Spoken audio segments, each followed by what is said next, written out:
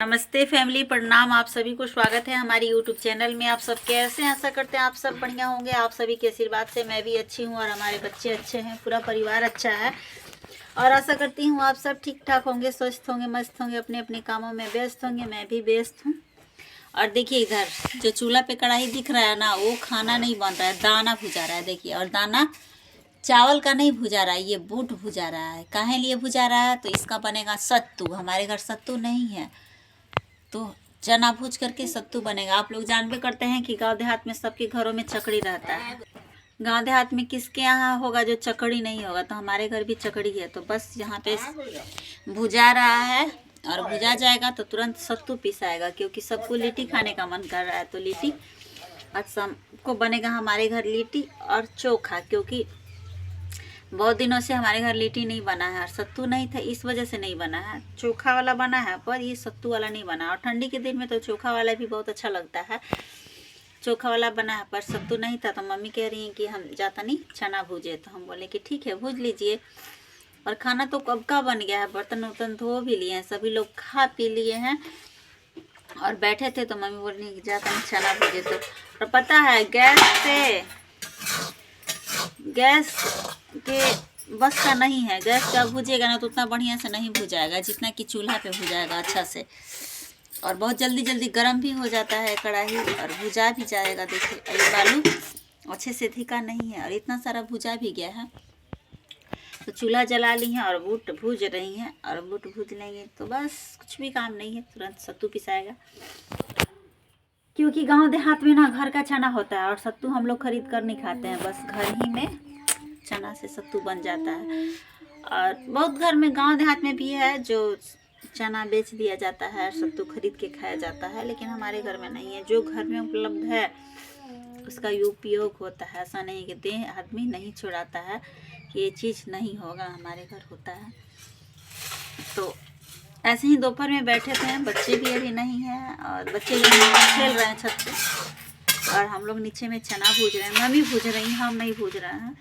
ये सब काम मम्मी करती हैं, हम नहीं करते हैं। झूठ बड़ाई नहीं कि वो करती हैं। आप लोग चूल्हा पे भी देखते हैं, इनको चूल्हा पे ज़्यादा ही मन लगता है। हम थोड़ा आनाकानी भी करते हैं चूल्हा पे बनाने के लिए, पर ये झटपट तैयार हो जाती है। आनाकानी क्यों करते हैं पता है? ये काला कलूठा जो बर्तन है ना, इसको धोने के लिए हमको भार पड़ता है।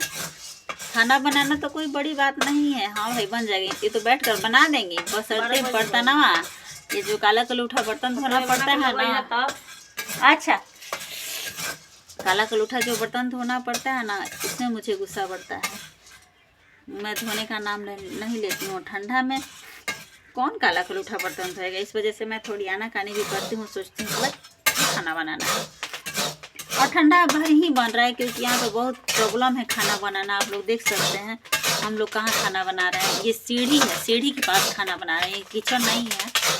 जब चाहे तब बन जाएगा। और बनाने का रीज़न ये है ना कि उधर बनता है आंगन में तो धुआं निकलता ही नहीं है बाहर, एकदम चारों तरफ से ऊंचा देता है और घुटन सा होने लगता है। देखिए अच्छा सा दाना भुजा गया।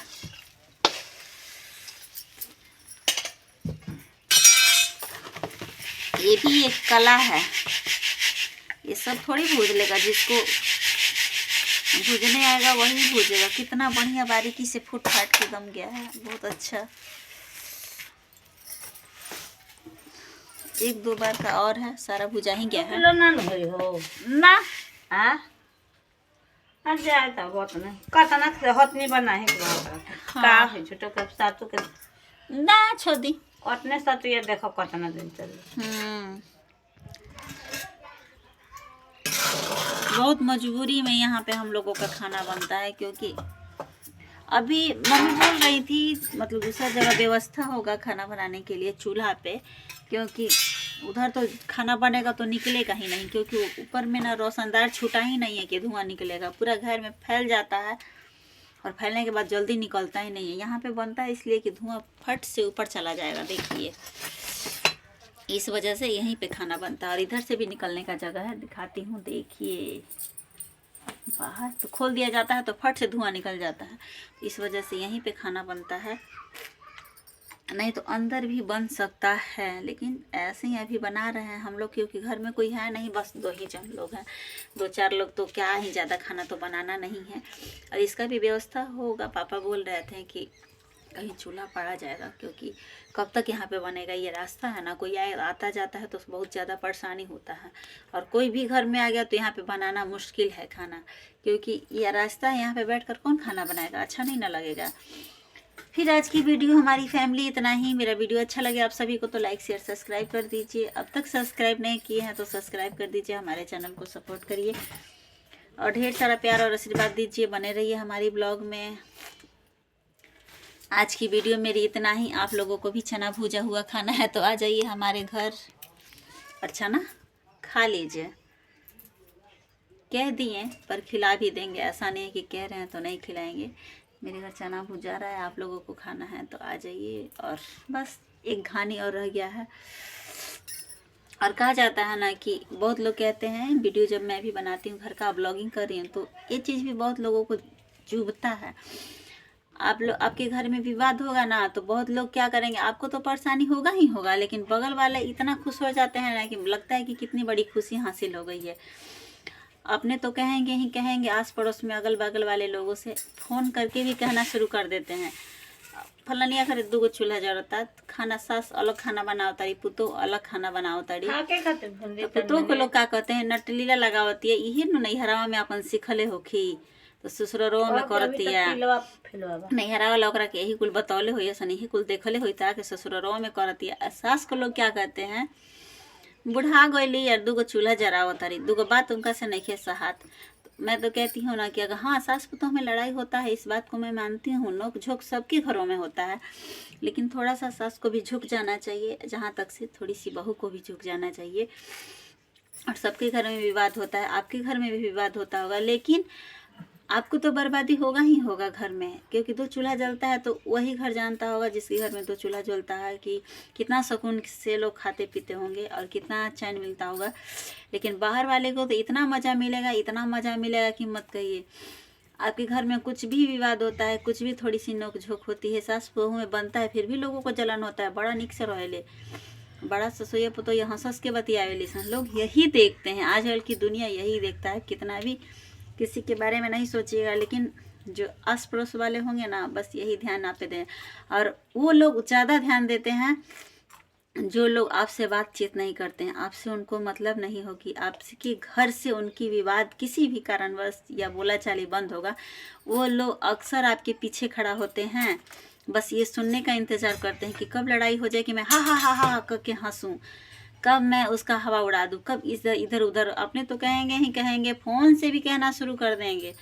तो मैं तो कहूँगी कि अपने ही घरों में अच्छे से रहिए और अपना मैटर अपने ही सॉल्व कर लीजिए, किसी को मत बुलाइए। जितना पड़ोसी सुलझाते नहीं है ना, उतना उलझा देंगे, क्योंकि उनको मज़ा मिलता है, वो अपने आप को अच्छा साबित करेंगे कि मैं अच्छी हूँ।